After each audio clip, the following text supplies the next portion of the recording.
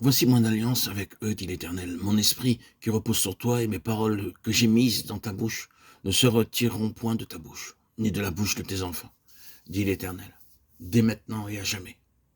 Ésaïe 59, 21. Tout ce que le Seigneur nous a donné, c'est pour l'éternité, et il ne le reprendra plus. Il peut nous rappeler à l'ordre, nous réprimander, nous punir quand nous désobéissons, mais il ne nous reprendra jamais ce qu'il nous a donné, comme le font certaines gens qui vous font un cadeau quand vous êtes en bon terme avec eux, et qui vous le reprennent lorsqu'ils se querellent avec vous. Le Seigneur n'enlèvera jamais ce qu'il nous a donné, et il dit, je t'ai donné mon esprit qui repose sur toi. Combien de fois l'esprit a-t-il parlé? Ceux qui sont réellement nés de nouveau commencent souvent à devenir tièdes à cause de relations et de convoitises mondaines. Cependant, ils entendent constamment une voix qui leur dit « Viens, ma fille, mon fils, viens, reviens à moi, reviens à moi. » C'est ainsi que l'esprit lutte avec nous.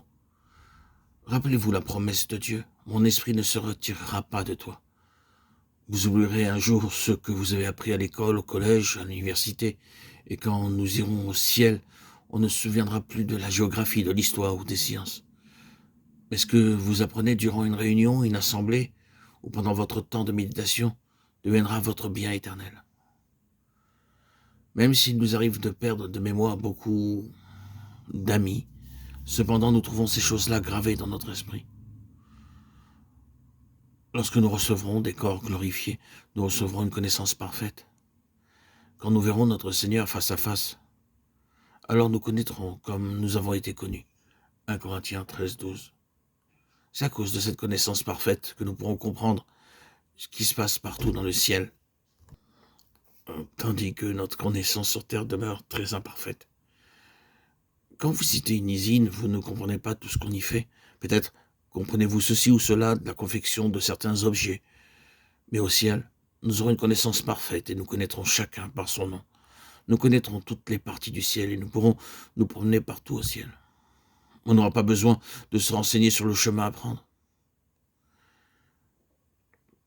Je connais le chemin pour rentrer chez moi, mais je ne connais pas le chemin pour aller partout. Si je veux faire une visite à quelqu'un, je dois être accompagné. Au ciel, ce ne sera pas nécessaire.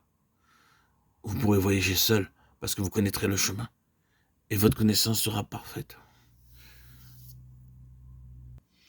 Dieu utilise de nombreux moyens pour répandre sa connaissance en nous. Par son esprit, nous en faisons usage. Dieu doit prendre bien des chemins pour déposer en nous la faculté spirituelle dont nous avons besoin. Par exemple, si vous voulez être ingénieur, vous devez apprendre les mathématiques, sinon vous ne pouvez pas devenir ingénieur. Vous pouvez connaître l'histoire, la philosophie, la géographie. Vous pouvez avoir 18 sur 20 en histoire ou en géographie. Et l'examinateur dira « Vous voulez donc devenir ingénieur à cause des points que vous avez reçus?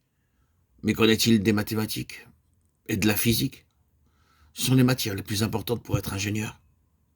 Au ciel, vous oublierez ce que vous avez appris en mathématiques, mais ce que vous apprenez maintenant, sur terre, par les souffrances et les épreuves, est une préparation pour le ministère au ciel. Alors notre connaissance sera parfaite au sujet des anges et de la puissance céleste.